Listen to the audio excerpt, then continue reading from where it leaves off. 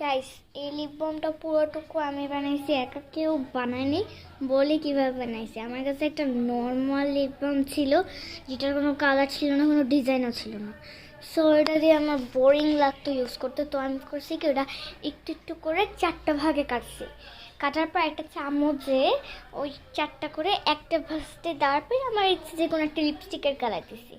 তারপরে কাউটাটার মধ্যে ফার্স্ট এটা দিছি, তারপরে এটা শুকায় যায় 1 সেকেন্ডেই। মানে 1 সেকেন্ড না, 1 মিনিট লাগে শুকাই যাইতে, একবারে লেগে যাইতে। তারপর 1 মিনিটের পর আবার ওই চামচটা ধোয়ার পর আবার আরেকটা পার্ট দেওয়ার পর ওখানে আমি আরেকটা লিপস্টিকের কালার দিই। এরকম করে 4বার করছি। 4বার করার পর 4টা কালারের হয়ে গেছে। ক্যামেরাতে ভালো মতো বোঝা যাচ্ছে না, বাট এই রিয়েলিটিতে অনেক ভালো বোঝা যাচ্ছে। উপরে একটা, মিডলে 2টা, লাস্টে একটা।